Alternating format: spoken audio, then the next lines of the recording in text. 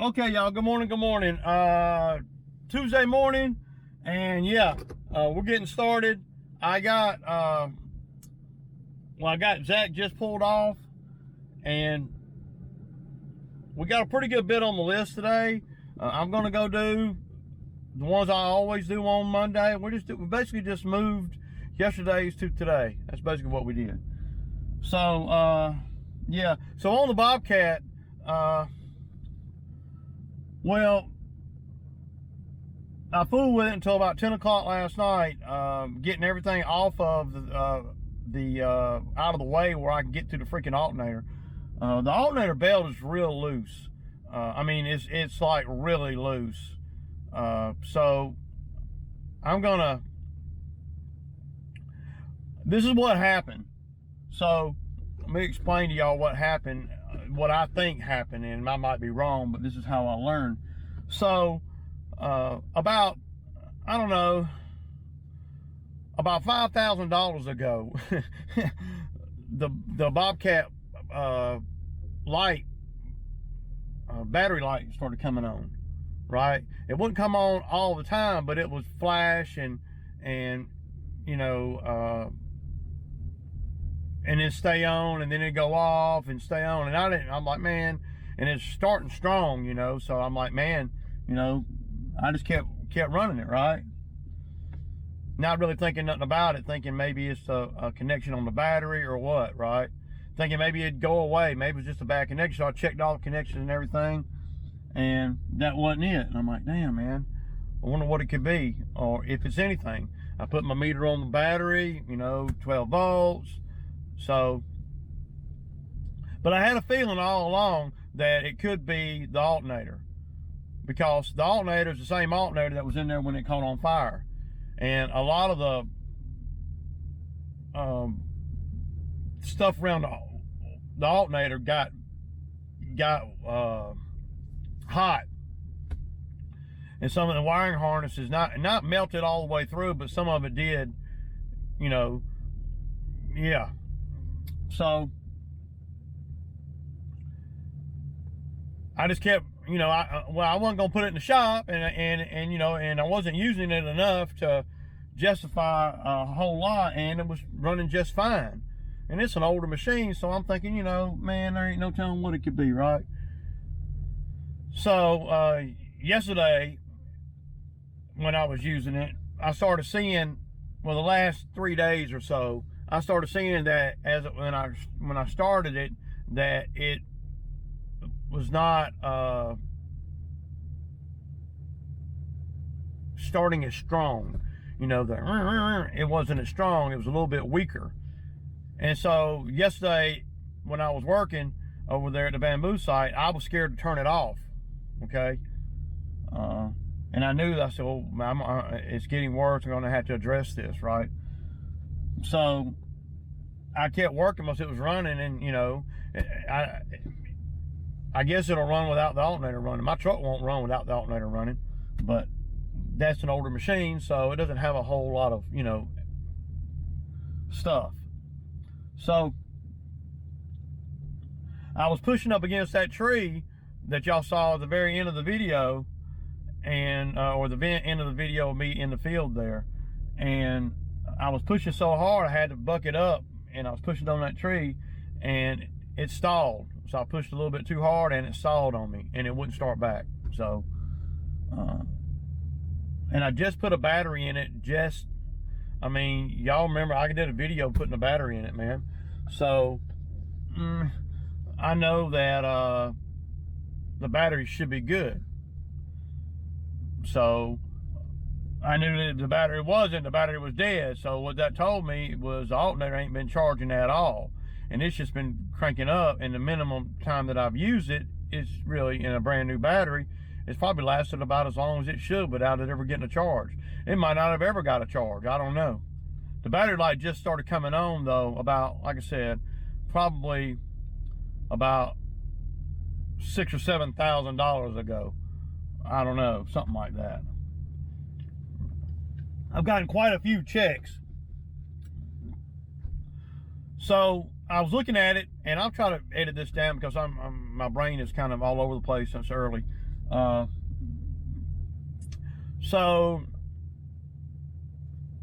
I went yesterday and got the jump box from my mechanic, jumped it off, got it home.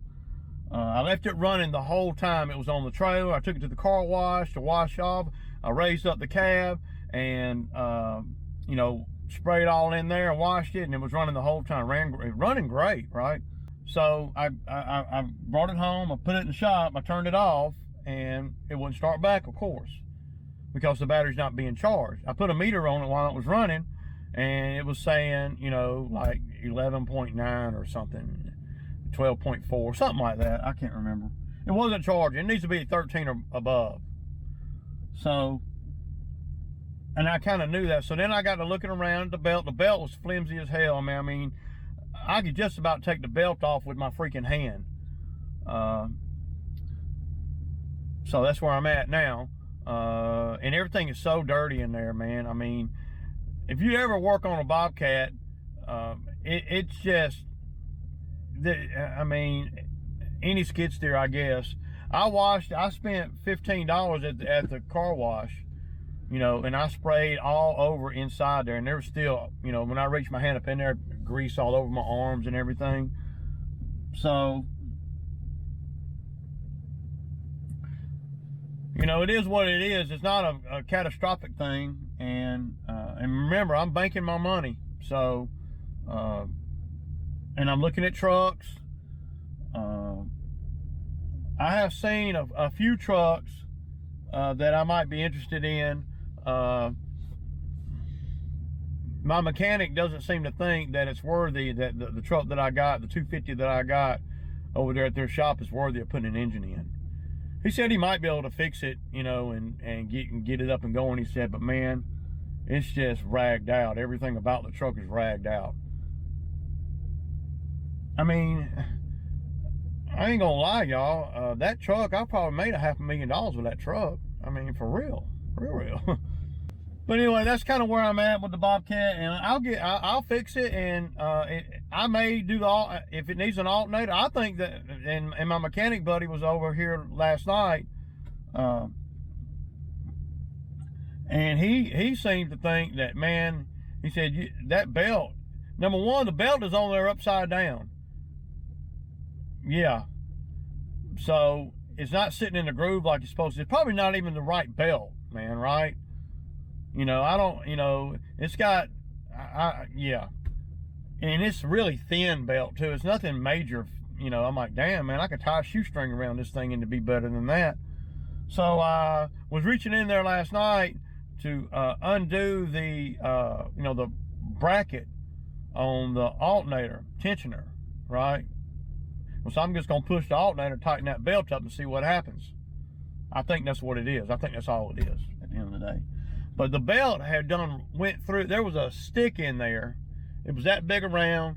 It was about that long. I don't know how I got in there. I don't even, you'd be amazed at how things get in these machines. It's the craziest thing I've ever seen. And it was lodged in there, and that belt done ate through that whole stick. And that stick is a piece of bamboo. It was about like that. And it done ate through the whole stick. Crazy shit, man.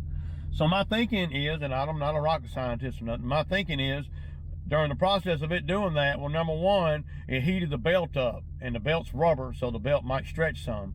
Number two, it put a lot of drag on the alternator, you know, which is the same belt that runs the water pump too. So the mechanic said he's very surprised the machine hadn't ran hot or tried to run hot, and it hasn't tried to run hot. So, needless to say, I'm gonna get a belt today.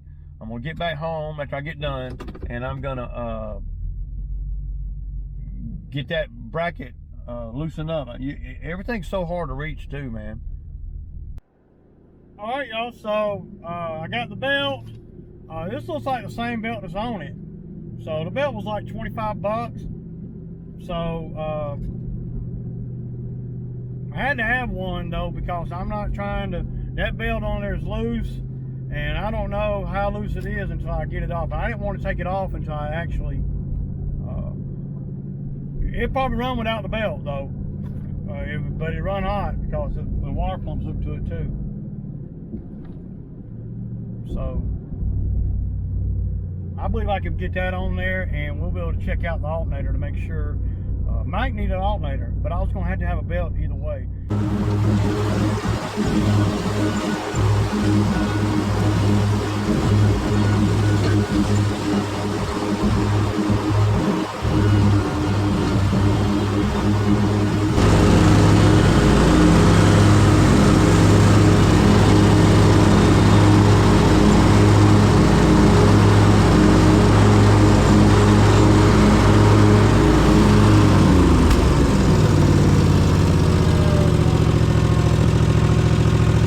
Okay, y'all, so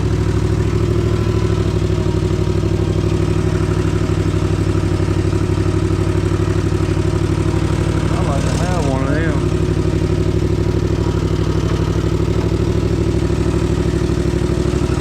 So y'all see all the growth. Look at that big old spider right there. Boy, y'all see it? Look at it rocking right up into that one.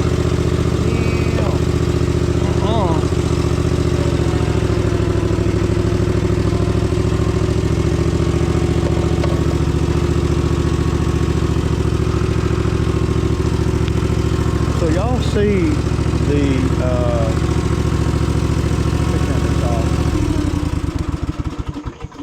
so the owner over here wants me to clear out from around the building. Now this building is well, this building is built really good, and you can see the thoughts that they put into this thing. So look, you got a gravel pad all the way around, man. There's gravel, big gravel. That ain't cheap gravel, that's big stuff. That's number 4.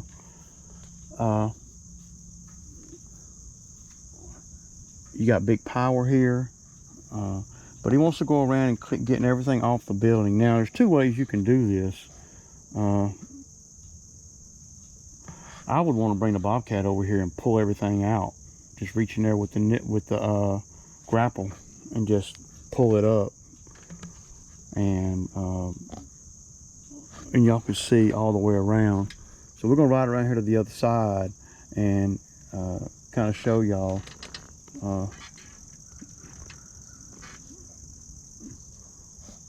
But this building is massive.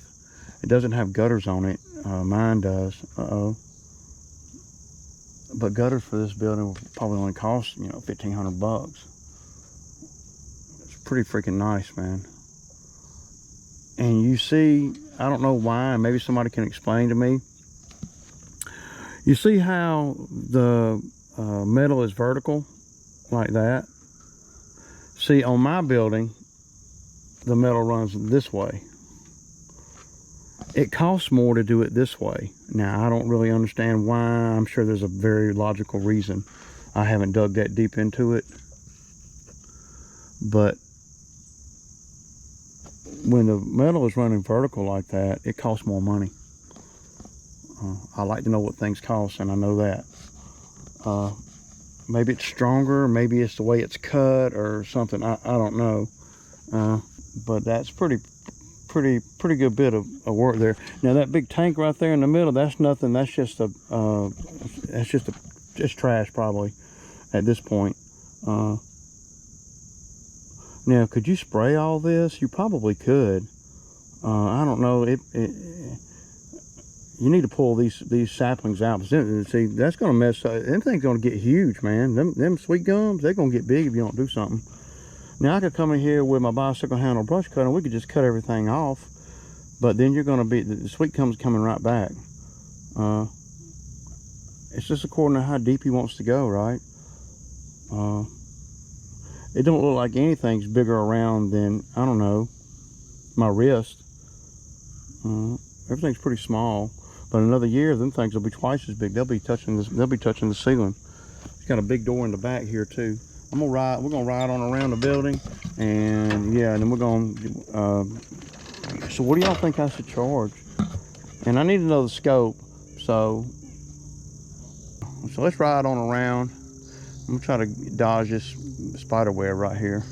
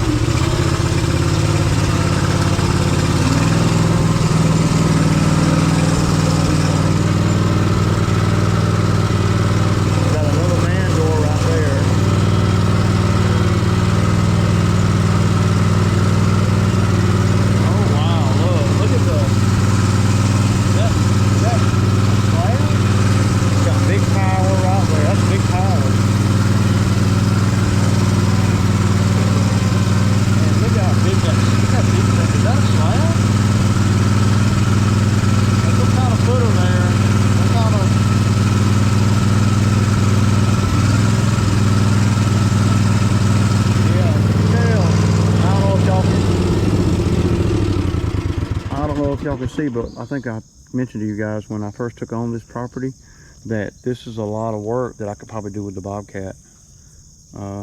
But this is sketchy down here, man. This is he showed me pictures of a big Kubota tractor getting stuck down here. I'm talking about it had the great big tires on the back, 4-wheel drive, everything. It sunk. So they had to get a big wrecker down here to get it out. See, this side wouldn't be that bad. Like, I could do this side with a lawnmower. I wish he was here so I could go inside. I'd love to go inside this thing. I'm in awe of stuff like this, man. So, yeah. And of course, you know, if you bring the Bobcat over here, you want to do more than just that, because I'm going to charge him at least $1,000. So, and $1,000 is a lot to spend for clearing out around the building. It really is. I know that. I get it. He needs to make a burn pile somewhere, and see, you never know. I get over here okay, so say I do it like this. Say, okay, I say $1,000 to you guys. Okay, you know, that's give or take. Say I come over here and I do this because keep in mind it's 3 miles from my house. I come over here and I rip this stuff out for $800. Then it might open his pocket up to doing some out here, brush cutting and tree pushing, and you know, getting rid of trees, tree trimming, all kinds of cool stuff out here to do. I love taking on properties like this. We'll just have to see how they react. You know, I don't really know, but these are customers that were referred by another customer. So these are my mechanic friend's son, one of his sons. Well, look at that great big oak tree right there. See all the practice I'm getting over there at the bamboo site for pushing trees over? Y'all know I can push that tree over. I could just throw a rope up in that one. I got a slingshot. It ain't worthy of a man lift unless he wants me to trim all these trees. But anyway, that's what it looks like. We'll take some parting shots on the way out. But what would y'all charge, man? Okay, so y'all saw that building and clearing it out around it. Let's just see how deep he wants to go. If he doesn't want to go real deep, I can come over here and go around it with the bicycle handle brush cutter for, you know, $400 or so. But if we can get the Bobcat over here, that would be ideal, because there's a lot of other stuff that I could do. You know, if he wants to just cut those saplings off, we can do that. But they're eventually going to grow back unless you pull them out. They're all sweet gum, so you could you know, cut them off and then spray them, you know, but they'll still grow back, man, if you don't get them out. You just have to spray all, you know, and there'd be stobs all around it. So I don't know what, you know, my thinking is for another $400 to pull everything out, and you know, that would be the best way to do that. Okay, so now I'm going over to you know, I'm still on this is the route. So I haven't went off the route or nothing. This was the new one that got added to the route in August. That's why I like leaving, you know, open-ended stuff.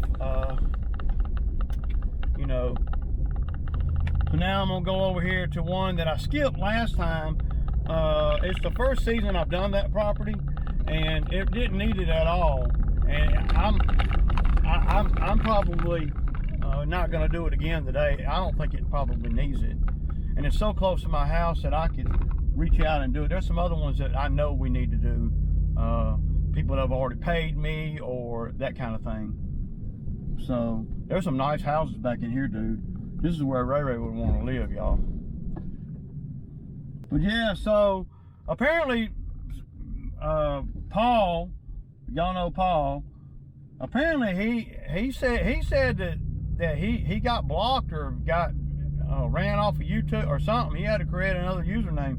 I don't know, man, about that, dude. I haven't blocked anybody. I have blocked people, but it's not people that are not disrespecting on another level. So I don't mind people coming at me a little hard, but you can't come at me stupid talking about my mama and my daddy and my family, my wife, and all that. Yeah. But I don't know, man, what happened. I haven't blocked nobody. I think the last guy I blocked was, well, it's been a month ago or so, something like that. Guy from Texas, I think, is the one I blocked. He's a hater. But I don't know, Paul, what happened there. I don't know how. I mean, I don't know. I'll put it like this. Sometimes people come into comments under their, because they're just, they're just commenting on the video.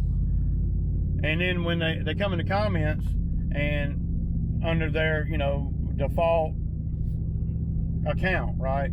Just whatever account they had before they started watching Ray Ray. So they come into, and then they see all the attention that, or the, the negative feedback that they're getting. And then what people will do, they'll because they don't want to be associated with that account on a channel in such a bad light, right? When they're talking, and people are coming at them. So what they do is they create another account so they can, so then they can just be whoever they want to be without it affecting any of their other social media platforms. So this Paul guy probably just created another account because he was getting a little bit of hate. And if you get a little bit of hate on the YouTube, you might be getting a little bit of hate on Facebook, Instagram, and all the other platforms. So in order for him to stop that on his own personal account, create another account that's an alias account. And people do that all the time, you never know. Oh, that's my boy Ping. Ping Pong, what's up, buddy?